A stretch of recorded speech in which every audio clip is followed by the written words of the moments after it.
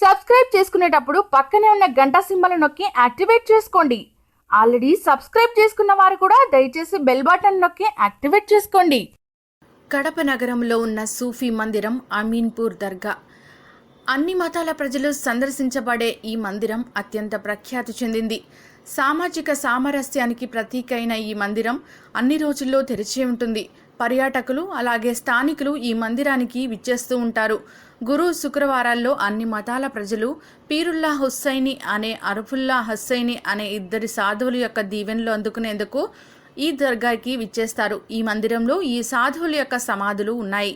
ఇక్కడ ప్రార్థించడం ద్వారా కోరికలు తీరతాయని ప్రజల నమ్మకం. ఈ ఇద్దరు సాధువులు వారసులు కూడా ఈ మందిరంలో పనిచేస్తున్నారు. వేరే సిబ్బంది నుండి వీరిని గుర్తించేందుకు సులువుగా కాషాయ దుస్తులు వీరు ధరిస్తారు. కాషాయ రంగు టోపీలనే ఈ ఇద్దరు సాధువుల యొక్క భక్తులు ధరిస్తారు. ప్రవక్త మహమ్మద్ యొక్క వారసుడు పీరుల్లా హుస్సేన్ అని ఎక్కువ మంది నమ్మకం. భారతదేశంలో అన్ని సూఫీ సాధువుల దర్గాలను సందర్శించే ఇతను అజ్మీర్ విన్నపం వల్ల కడపలో స్థిరపడ్డారు.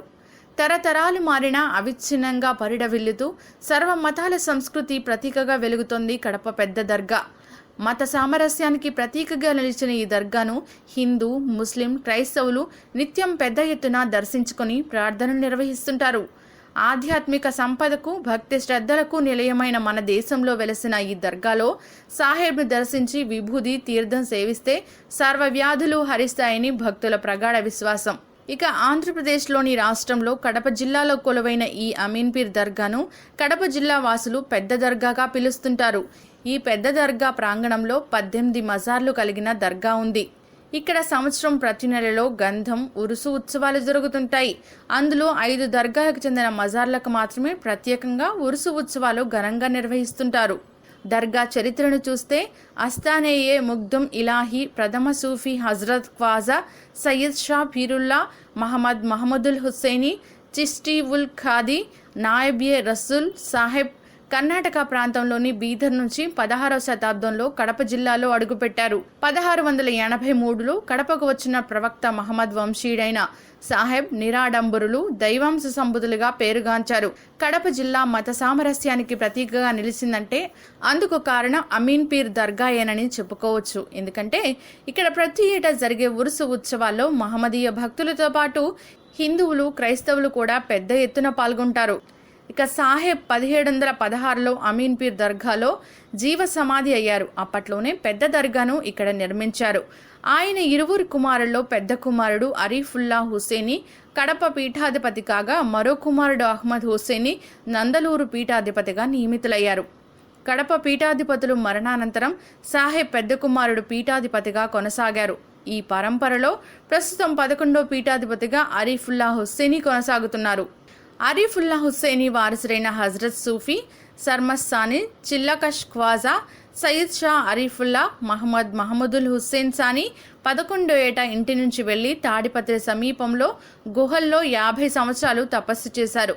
అటు తర్వాత కడప సమీపంలోని గండి వాటర్ వర్క్స్ గుహల్లో 13 సంవత్సరాలు తపస్సు చేశారు. ఇక హుస్సేన్ సాని తపస్సు చేస్తున్నట్లు ఓ మేకల కాపరి గుర్తించాడు. ప్రతిరోజు ఒక మేక కొండలోకి వెళ్లి వస్తుండటానికి గమనించిన మేకల కాపరి ఓ రోజు దాన్ని వెంబడించగా అక్కడ పెద్ద జడలున్న వ్యక్తి తపస్సులో నిమగ్నమై ఉండడాన్ని గమనించాడు. వెంటనే గొర్రెల కాపరి రాకను పసిగట్టిన హుస్సేన్ షాని ఈ విషయం గనక బయటపడితే నీకే అరిష్టమని హెచ్చరించినట్లు చరిత్ర చెబుతోంది. అలాగే స్వామి, మీరు చెప్పినట్లు చేస్తాను, నా సందేహాన్ని మాత్రం తీర్చండని గొర్రెల కాపరి హుస్సేన్ సాని అడిగాడట. వెంటనే ఆయన పక్కనే ఉన్న పెద్ద పామును చూపించి దానికి పాలు ఇచ్చి వెళ్తున్నట్లు చెప్పారట. దానికి ఆశ్చర్యపోయిన గొర్రెల కాపరి తన తల్లికి కంటి చూపు లేదని చూపు తెప్పించమని ఆ స్వామిని ప్రార్థించాడట. దాంతో మేకతో పాటు మీ తల్లిని కూడా ఇక్కడికి తీసుకురమ్మని హుస్సేన్ సాని చెప్పారట. వెంటనే గొర్రెల కాపరి తల్లి మేకతో సహా స్వామి వద్దకు వచ్చాడట.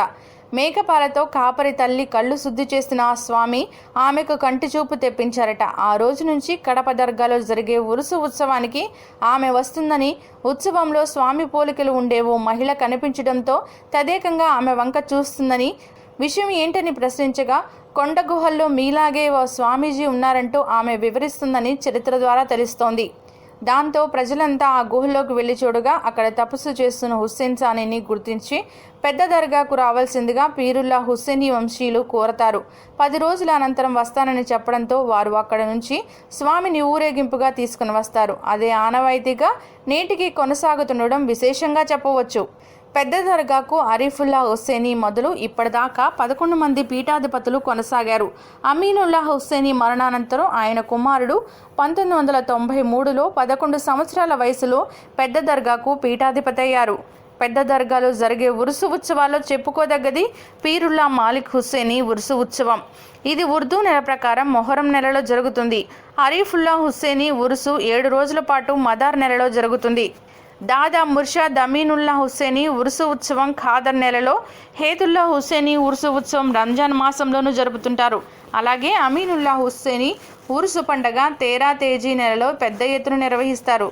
ఇక ఉత్సవాల సందర్భంగా పెద్ద దర్గాను దర్శించుకునే తరలి వచ్చే భక్తులందరికీ 3 పూటల భోజన వసతి అందిస్తుంటారు. దర్గాలో స్వామి పూజల అనంతరం పీఠాధిపతుల ఆశీస్సుల కోసం భక్తులు వేచి చూస్తుంటారు.